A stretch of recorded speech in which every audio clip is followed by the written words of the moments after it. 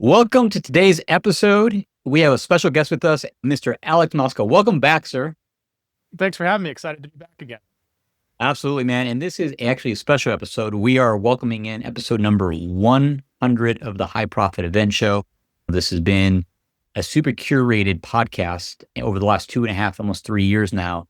And I'm so happy and grateful to have you on to honor you and your expertise in the event space world as our 100th guest. So happy to have you back on. Excited and super grateful to also be here. Yeah, you have helped dozens of leaders turn their live events into purpose-driven, high-converting profit engines. And, you have helped your clients generate over 125 million with their events by helping them fill the rooms with high-quality people, making offers that are congruent and aligned, and walking away with hundreds of thousands in revenue, even without having to use gimmicky marketing or sleazy sales techniques. In fact, for our audience here, I personally attended your most recent event in Austin called the Event Profit Engine. And it was like being part of a high-level mastermind. There were really remarkable people there, including Evan Pagan, who you had speaking on stage and supporting you. And you really took the whole idea of a high-value, high-impact event to a whole new level.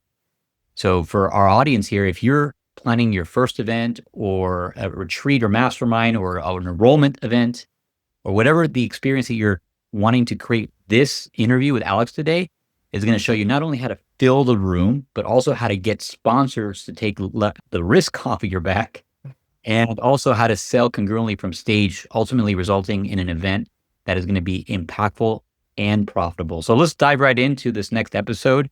Welcome. Let's jump in. So let's crack the code, Alex, on how to fill events and sell with integrity. Yeah, I'd say a great place to start.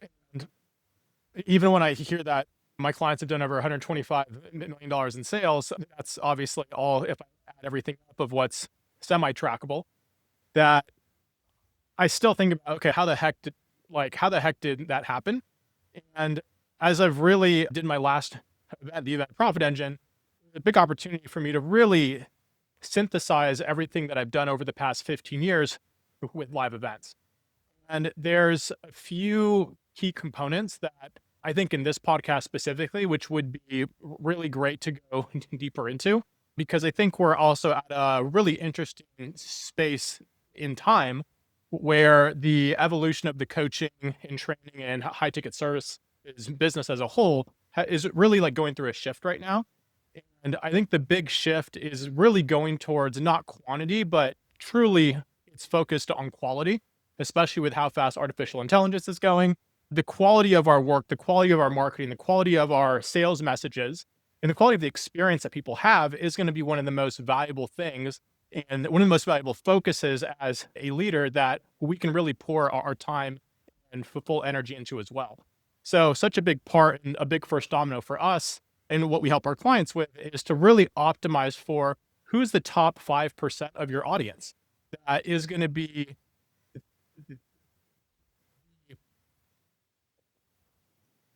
the most engaged person at the event, who is there and is really committed to getting the outcome, but also is a great fit for if you're selling a mastermind or a high-end coaching program, high-end services, that they're also a great fit to invest in that as well. So much of what I've taught for the past 15 years is really optimizing for that one single person. So it's getting back to the basics of who is the ideal client. And I'm sure if you're watching this or if you're doing events that you've gone through a process with ideal client many, many times with every business coach or every business mastermind that you're a part of. And I think depth of how we really understand who the perfect prospect is and the perfect client is, the ability to really narrow it in, as Jesse Elder says, taking the focus from a floodlight to a laser beam, of really making sure that the messages are specifically for that person, the experience when people come into our events, the offer we make from stage. The first domino is really making sure that the messaging is optimized for that one single person. Beautiful, man. And speaking of that one single person at your most recent event, the Event Profit Engine, who was that event built for? So that event was built for coaches, consultants, people who are leaders of masterminds. And also about half of our audience is already doing live events and is looking to really take their events to the next level to make them more impactful and also way more profitable. and the other half has a high ticket offer that has a track record of success. We've usually been in business for at least 5 years. Revenue wise, they're doing anywhere from $500,000 to about 1.5 is like what I'd say like 75% of the audience is. Then we have the people who come in or who are part of our world class events mastermind are usually doing around 7 figures in the 1 to 3 range. And they're really looking for how do they take their experiences or really take them to the next level, because they understand that the value of building an in-person community has never been more valuable given the world of AI that we're in now. And the value of human to human connection, I believe, as good as AI is now, and it will continue to get better, the value of being in the right rooms with the right people, that is never going to actually go away. Mm. I agree, man. I couldn't agree more. More than ever before, that is something that will either not get replaced by AI or be the last thing to get replaced by AI is the value of being in community with other people and being in the room with other people. Yeah. In fact, I think it becomes even more valuable, right? Yeah, I don't think it's not like straying away from AI. It's how do we integrate it and how do we use AI to maximize the value of the in-person human to human connection. Yeah, absolutely, man. So I was lucky enough to be able to attend your last event in Austin, and as I mentioned in the preamble here, it really felt like a mastermind in motion. What was your original intention in design when you designed the event, and what made this one different from ones you've done in the past? Yeah, so the initial vision shifted and changed, or if you've ran events before, that isn't super uncommon. I was going to have a business partner on the event, was one of my dear friends, also is event consulting, one of my top competitors. And the initial vision was for both of us to collaborate on the event, fill it with 150 to 250 people. We split everything. We split filling the room. And as we got into the different details of what our deal structure was, it just wasn't aligned. And we hired outside support because we shared at the start that our friendship was most important, and it just didn't work out. And it worked out the way that it was supposed to. But that big shift in what the vision was, that really shifted things, because I initially thought I'd have a business partner in it. I'd have half the responsibility. We'd be able to like really stick in our lanes. And so that shift happened about 45 days out from the event.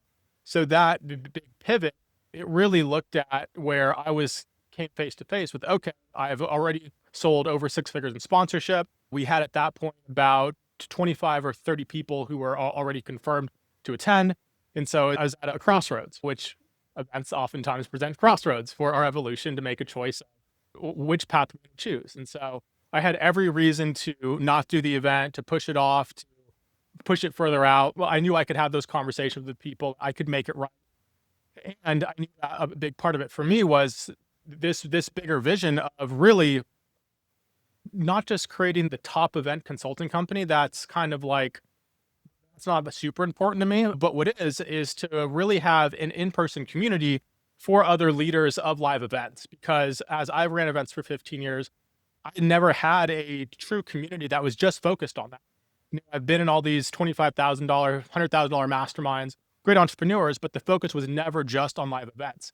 And there's a lot of nuance to it. Like if you do a webinar or an online training, online workshop, if your offer doesn't convert, that sucks.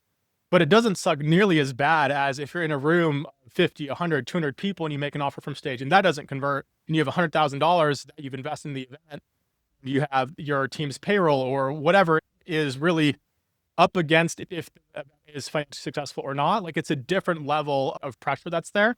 So the in-person community component of people who are really committed to bring people in person, I wanted to continue to make that vision a reality. And so that's how the shift really happened. And it happened really soon, 6 weeks out from the event. I was going through my own process with it. I reached out to also my friends and to my trusted peers and community, and to really have everyone rally around making sure that the event was successful. That was a huge part of what actually made it. And the people that were there were just absolutely incredible. Like I've ran masterminds that are more curated, 15 to 20 people inside of my wife and I's home in Austin, where we have like a space to host events and masterminds.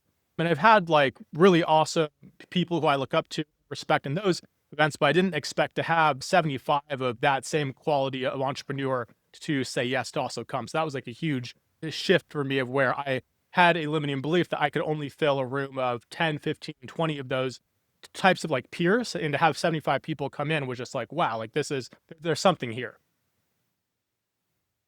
Yeah, that was pretty cool, man, to be able to walk in the room. And I recognized several people, of course, and met several new people, but that was definitely a high level experience. And I imagine that you're going to build on that. I can't even imagine what your next one's going to be like, even more high level. And by the way, I did attend a previous event that you hosted just over, I think, almost 2 years ago now. Can't believe it's been that long. And we actually talked about in our last interview, and the consistency there was super high level as well. So yeah, I see like you have a pattern of bringing a really high level people together at your events. And I can only imagine at the next one, which I think our audience is going to have an opportunity to register for as well with some kind of really great incentive.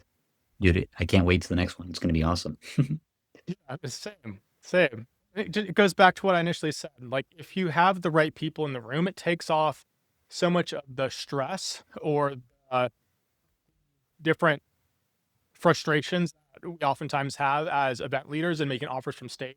If you're selling like a mastermind or a group program, the actual community is a part of the value of the offer. So if you have the right people in the room, the conversion for your offer, it goes up significantly because the value is built into the event. So again, just going back to, if you like take the 80/20, or even I watched the video from Dan Martell, the like 95/5, that 5% that makes 95% of the difference of how successful an event is getting the right people there. Awesome, man. Speaking of getting the right people there, you also had Eben Pagan there on stage I mean, he was in the room the whole time and on stage and collaborate with you on your offer. How did that come about? Yeah. So as I was in the transition of my old business partner, my old potential business partner, and to be clear, we're still like great friends. That business relationship it ended. We both felt really solid about it. And I was really like in my shit of like, okay, I need to rewrite the sales page. I need to like rewrite all this stuff, have all these conversations.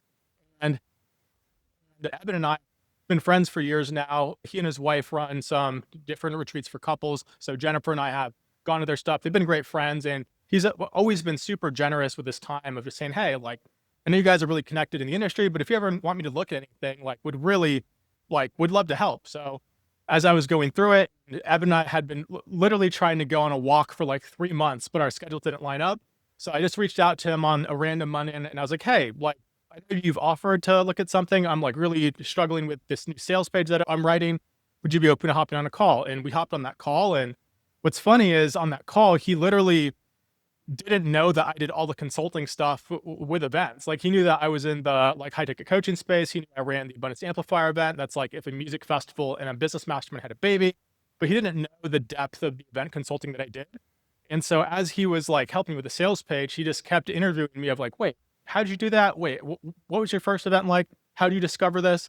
And as he just really extracted my story, which was going to help with the sales page, he was like, man, like, after a couple calls, he's like, hey, I know that you had a business partner on this. Since that door closed, has another one open. Like, are you stressed about doing it on your own? Are you excited? And I was like, yes, Eben, all of the above. And so just after we were in collaboration, and he was just such a huge support in helping me get the second version of the sales page done, we kept having those conversations, and it was energy rich. And we're like, all right, is there a possibility here? And then fast forward after the event, we're have an incredible mastermind together where he's leading the marketing component, and everything with artificial intelligence, he's leading that component of it as well. So it worked out even more magically than I could have even just dreamt up on my own.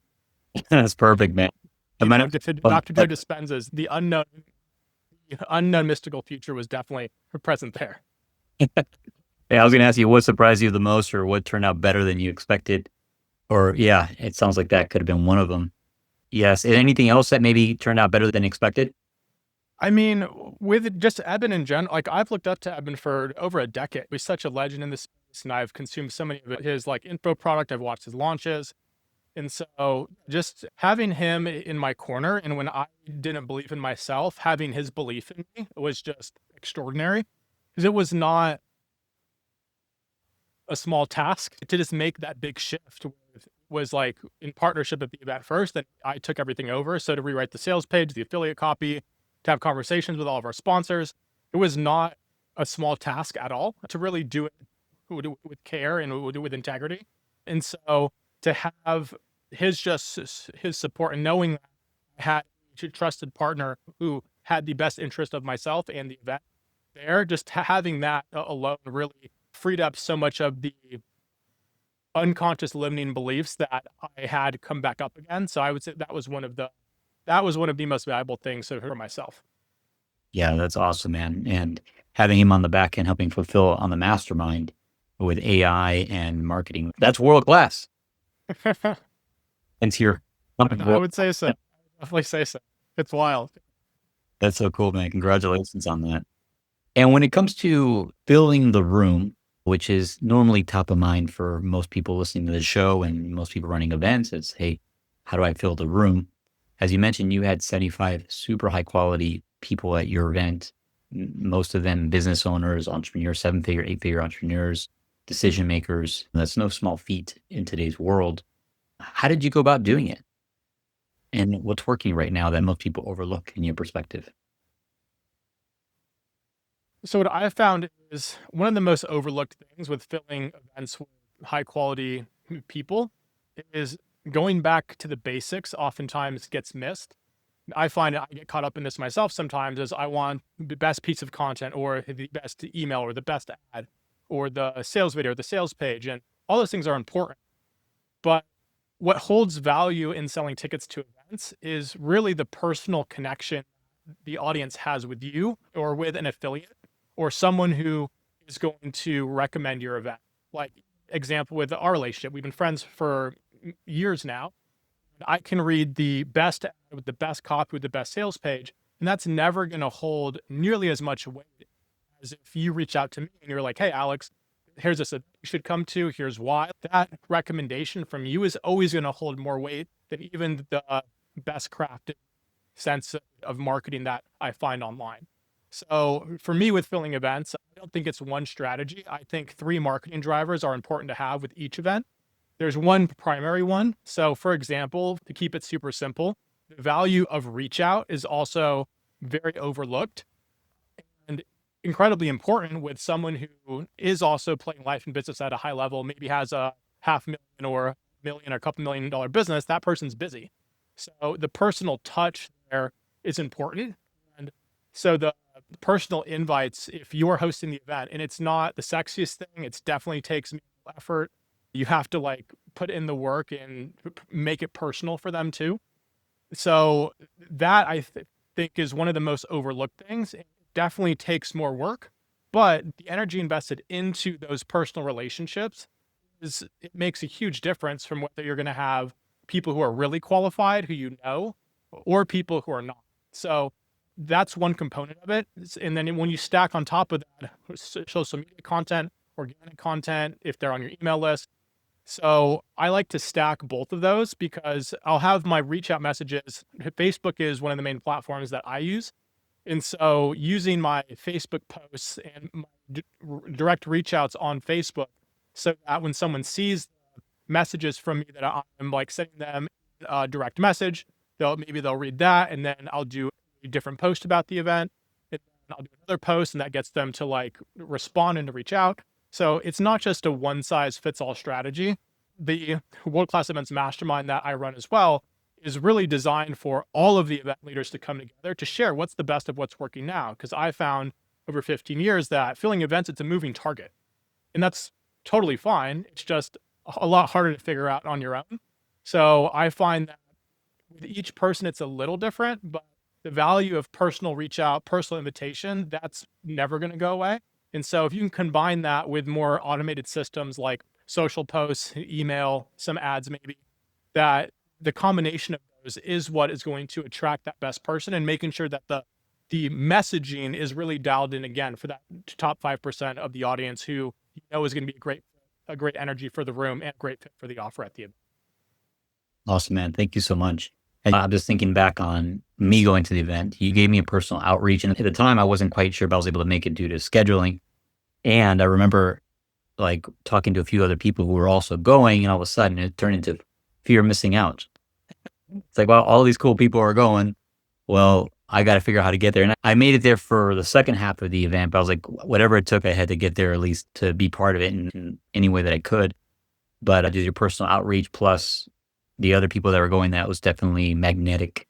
But great to know that you have a mastermind that actually constantly works with people and sharing what's working right now when it comes to filling events. So for our audience listening here, if you're interested in learning more about Alex's mastermind, that could be an opportunity for you as well. I encourage you to reach out and connect, or just come to the next live event that Alex is hosting, and you can learn more about it there and see if it's a fit for you. Alex, you mentioned that you use AI tools as part of your process. Can you kind of give us a little bit of a overview of like what's working for you with AI and how you're able to help event leaders leveraging AI? So when it comes to AI, I look at what are my clients' biggest constraints, the biggest challenges that they need help solving? And then how do I use AI to assist in solving that constraint? So as you know, as we talked about, as I would imagine with most of these episodes, you're going to ask the guest of how to fill the room because it's what the top of mind challenges for event leaders. Even if the real problem is something else, it's usually top of mind. So if that's the biggest constraint that my clients have, I've looked at, okay, how do I use AI to assist with that process? So even though I've on Facebook specifically, that's been a 7-figure revenue stream for my company 4 out of the past like 6 years. And so I've taught how to create social content, how to really craft them in a way to be able to generate leads and sales, how to sell tickets through an offer doc or a sales page. So I've taught all that stuff. I've gotten a really, really great feedback of my ability to teach it in a simple way. And when I look at the number of my clients who've actually done the work to study how to write copy, who are going to read the books that I recommend around around direct response marketing, the ones who are like prioritizing it in their calendar and actually doing it, it was such a small percentage. Even though I would do my best, I'd host online workshops, I would give them time on the workshop to write it. And it was just a really big lift because most coaches, that's a segment of my market, we'll take them for example, they can get into the coaching industry to become a really great copywriter and direct response marketer. Usually, that's not why they got into it. And so I looked at, okay, like there's a big constraint here, and there's a big break in my client base of my clients who are filling rooms with 20, 25 people versus 50, 75, or 100. It really came down to their ability to write really powerful copy in their social platforms and with their emails. So I looked at how do I use AI to really train it so it doesn't write like what we see so much now from ChatGPT. But I've tracked every post, or excuse me, my team has tracked every post I've written since 2017. And so we've taken my top performing posts, which have sold everything from $97 virtual event ticket to a $25,000 like 7 in Costa Rica. We've taken all of my content, all of my sales posts, all my offer docs. We've trained different AI tools to be able to help my clients get their marketing to, we can get it to a 7 out of 10, or sometimes even more like an 8.5 out of 10 in minutes. So my clients now, their job becomes to edit versus to write it from scratch. I've just found that if I can get them something to work, even if it's a 5 out of 10, like that gets them going. They're like in the game versus staring at a blank Google Doc, which I've spent probably hundreds of hours staring at blank Google Docs of what the heck am I going to write next. And so I look at AI and these tools of how do I help solve the biggest constraints for my clients so that they can get in the arena and get the result as fast as possible. So last thing I'll share on that is also from a coaching and a facilitation perspective. Now my work, we have data, we have like assets. I can help to dial in the copy and the messaging. And so I'm not just coaching on like, hey, you can do it, write the post, where now it's like, okay, there's these tools that are getting their marketing campaigns like to a pretty solid place where even if we did no edit, would get a way better result than them sitting in front of a doc trying to do it themselves. So all that to say, with AI tools, I look at what are my clients' biggest constraints and how do I use these tools to assist them with getting that constraint solved as quickly as possible. Remarkable, man. I'm glad I asked that question. That's such a powerful component of what you're doing for clients and event leaders. Yeah. Next question. I actually have someone personally that I told you about who is planning on doing a 20-person-ish event in the next 90 days, and it's their first one, right? So for someone planning, let's say, a 20 to maybe 50-person event in the next 90 days, what would be the number one tip to fill it with the right people that you could give? Number one is you need to be clear on what the vision of the event is. Like, you got to be clear on what the numbers look like. What's the reason why you're doing it? I find that a lot of event leaders in their first or their second or third one is like, I went to this great event, Tony Robbins, Funnel Hacking Live. I want to do an event. That's great for just like fast action. And I find those who do it in that way end up building something that they don't even want to build in the first place. So knowing the reason why you want to do the event what the vision is super important. Example would be, is it to sell more of what your current offer already is? Maybe you have a $5,000 to $10,000 program for 90 days. That's your core offer. And you want to do an event to just capture that section of your market that isn't buying from your book a call funnel or from your content. And you want to bring them into an experience that will move them closer to make a buying decision. That could be one. I would say about half of my clients who really take a big quantum leap, like where their annual revenue is usually doing a 2 or 3x, is they already have a proven high ticket offer, say that $5,000 to $10,000 90-day program, but they don't have a ultra premium offer like a $25,000 or a $50,000 mastermind or coaching program. So to do an event with their best clients who have already paid them 5 or 10 grand, to bring them in person, to then make them an offer for their next step, their next evolution in their journey, I find that that's also like a really solid way to be able to do an event, to launch it, and to really just take your best clients and to move them into a higher ticket program. So those are just two examples of different options for the vision of doing it. But if you're not clear on why you're actually running the event or why you want to do your first one or what the outcome is, then I find that all sorts of stuff can get in the way, especially because the vision needs to be a filtration system for the decision-making process when there's a lot of moving parts when hosting your first event. That's critical, man. Thank you for sharing that. Have a clear vision for that event, and then that becomes the decision-making point or process for everything else that you make. My personal experience, the same thing. First one, I was like, we just got to do something. And then from there, we got more clear on the vision for each one moving forward and refine and refine and refine. But yeah, thank you for that hot tip, man. Start with the vision. Yeah, Begin with one quick example of filtration of the decision of what you'll make is, if the outcome is to sell more of your current high ticket program or to launch an ultra premium offer, then that's the outcome. And then looking at outside speakers who want to come in, who you may want to come in, you'll want to look at, okay, does this speaker fit into the outcomes for the event? So maybe they don't necessarily help you sell your offer, but they're a sponsor that is going to help cover the expenses. So that's aligned to the vision. Oftentimes I find, especially for people's first event, they're looking at, okay, I'm going to have this other speaker come in and this speaker is going to help sell tickets.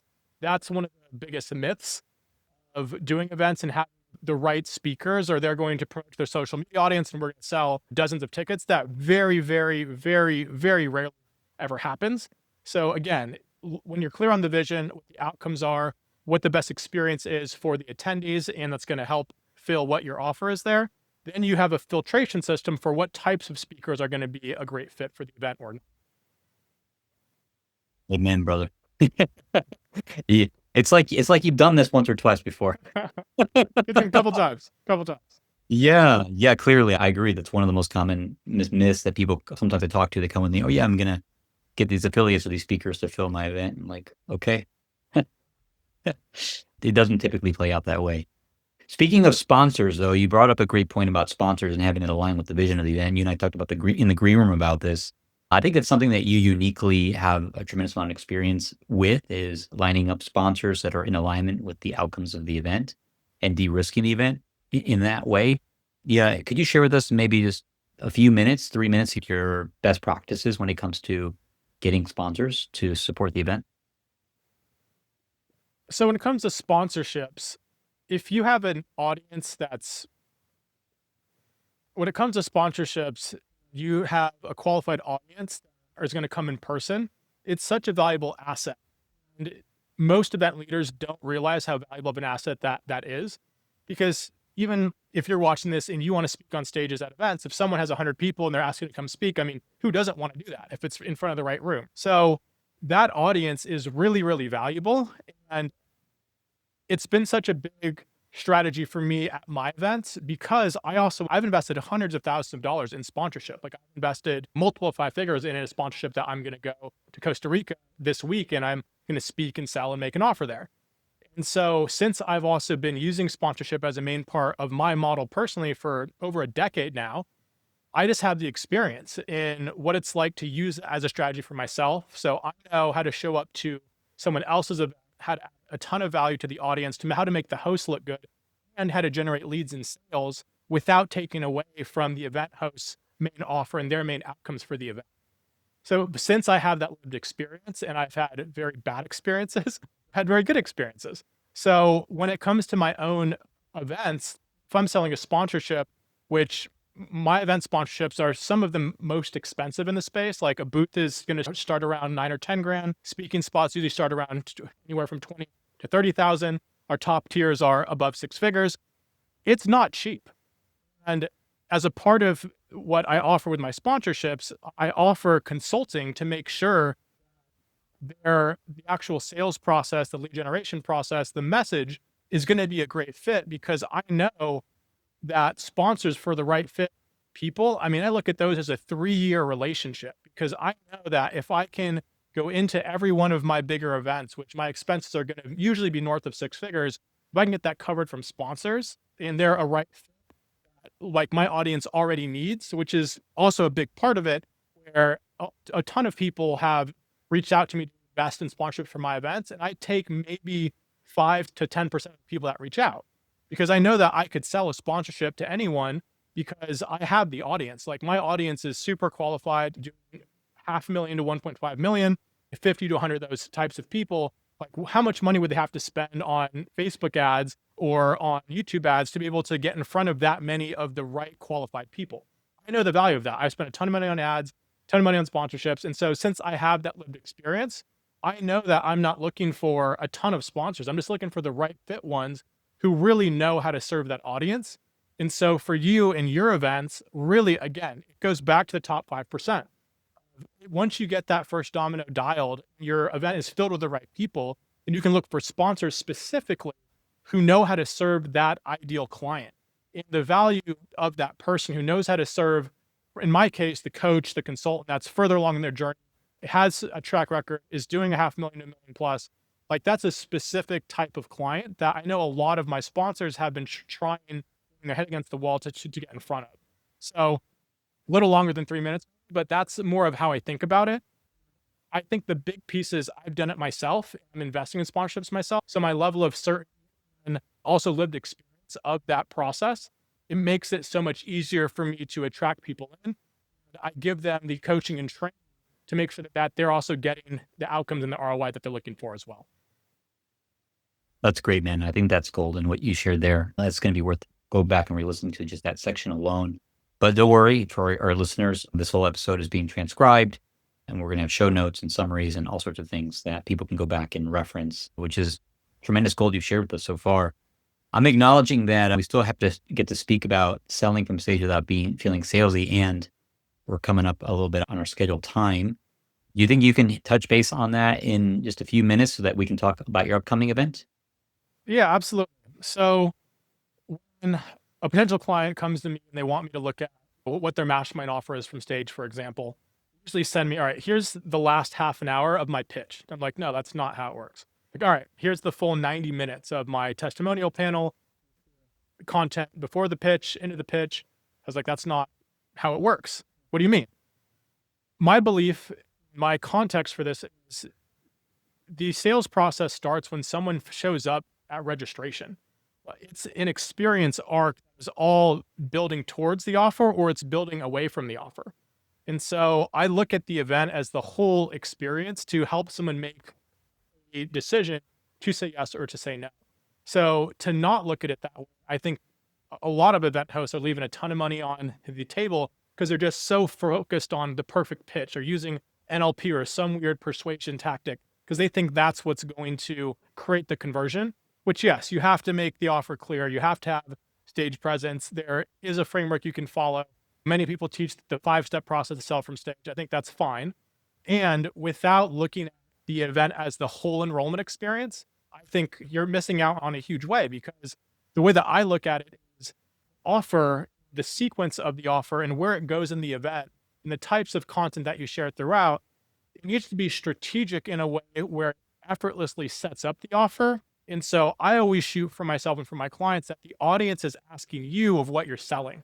How do we continue this? And so if the audience isn't asking you for the offer, there's a big gap there, a big opportunity to be able to structure the content, the process in a way to where the audience is asking to be sold to. So I think just at a high level, that's one of the biggest misconceptions of just focusing on like what's the pitch in the presentation, which, yes, is important, but without looking at the entire experience as an enrollment process. I think people are leaving a ton of money by not doing. Agreed, man. Yeah, it's not just looking at the pitch. It's not just handling the objections. Everything goes upstream from there. Thank you for that. Thanks for demystifying that for our audience, which oftentimes can get focused on those sort of things. So let's talk about what's next. Would you be willing to give us a little bit of a sneak peek for your upcoming event? Yeah. So with Event Profit Engine, it's a part training, it's a part mastermind, and it's really a part, or the whole thing is an experience on events. Like, to do the event on events, then I know that it's a tall order, because people aren't just going through my content. They're literally watching everything that I'm doing and how I'm doing it, which, if you're an event leader, I know every event that I go to, I'm watching that as well. I'm like a participant in the experience, but I'm also looking at how are they doing what they're doing. So from a high level, we're looking at, okay, what are the best practices that have been consistent over $125 million in client revenue? And then how is that applicable now at this point in time? So what used to work in selling tickets to events, selling offers from stage 5 years ago, definitely is very different than what's working right now. So each event that I do, there's a new theme. It's updated with not just what I'm learning from filling my events, but all my clients in my world-class events mastermind, all my private clients like Amber Spears and her bigger events. I'm really synthesizing, okay, what is actually working now? And then I'm also bringing in my peers, my community, because even though I know I have a ton of experience in doing this, there's people that are doing it in more effective ways than myself even. My clients' offers sometimes convert even higher than mine. My clients are filling events with hundreds and hundreds of people. My events are usually around 50 to 150 people. So I know that for me, in the event game, I have a lot of stuff figured out, but I definitely know I don't have everything figured out. So my events are designed to bring together a community of event leaders to really have the practice of being community. Because I've found that leading masterminds, leading events for over a decade myself, that there was no community to also plug into. What I would do is, if I was having a challenge or a struggle, I would call up some of my top competitors and be like, hey man, I know we're competitors. You run big events. I'm having this big challenge where I put 100 grand on the line. I thought I'd have 100 tickets sold by now, 20. Would you mind hopping on a call? And every single time I've done that, or maybe not every time, I'd say over 90% of the time, that person has reached back out. So the event itself is a practice of in community, because especially for the coach, consultant, mastermind leader that's doing a 500,000 to 1.5, they oftentimes are disconnected from what it's like to be in that practice of being in community, of what they're leading their clients through. So it's a very meta way to go through experience to really extract the best of what's working, what they like for my events. It's usually they're only looking for the millimeter shifts that is going to really take their events to the next level of impact and also make their offer and the profitability of their event go up as well. So that's more of a high level of what the event's about. Let me know, Rudy, if there's anything specific that you would also like me to dive into. Yeah, well, I think one of the things would be fun to hear from you is for our audience listening to this, how do they know this event is for them? Yeah, so I would say it's really for two different types of entrepreneurs. The first one is if you're already hosting events and you're really looking to take them to the next level. So you're looking to fill the room with higher quality attendees. You want your offers from stage to convert more in a way that's authentic and congruent to how you would sell from stage. And then you also are looking for your experience of when someone buys, they just don't drop out after 6 months to a year, but they become clients for years, that's really the three main pillars of what we focus on at the event. And those three pillars are a moving target as the market evolves, as our whole industry evolves as well. So that's one ideal client of who we're looking for. Those who are already running events want to make them more impactful, more profitable. The second type of person is if they already have a proven high ticket offer. So again, whether they are selling a $5,000 to $10,000 90-day core offer, or they already do have a mastermind, but if they haven't done an event yet, we give them the complete system, the complete framework from A to Z on how they can run their next 6 or 7-figure live event. So it's really those two different audiences we serve incredibly well. Awesome, brother. Thank you for sharing that. And for our audience here, as you're listening in, if you're serious about running a highly profitable and highly impactful live event, and you want to learn how to more effectively fill your event, more effectively get sponsors for your event, more congruently sell from your event, sell higher paid offers, make more profit from your event, I invite you to come to Alex's next event, to go to register for Alex's next event. There's actually going to be a link here somewhere near the episode in the show notes. Go to the show notes. In fact, there's going to be a promo code there as well that's going to give you a special incentive pricing because you're listening to this podcast, because you're here, part of our community here. So you have a special seat saver discount just specifically for our audience. Alex, any kind of final recommendations or word of advice you have for our audience who are considering registering and coming to your next event? Yeah, I would share the main thing is if you want to do events, don't do it alone. I made that mistake for years and years and years.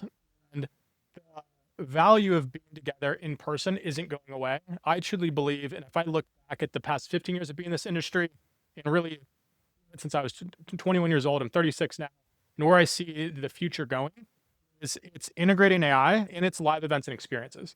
So whether you want to come learn from me and from my community or not, do not do this alone. Like, find your community, continue to watch this podcast, and really look at what are people doing to enhance the quality of their experience in their marketing, in their sales process, in their service delivery, because the quality of what we do is going to be the most important asset, where AI can really help move things along, but that personalization and the human essence of what the creativity is and the level of breakthrough that we can create for our clients, that quality is going to be the most impactful thing. So making sure that we're doubling that and do not do it alone.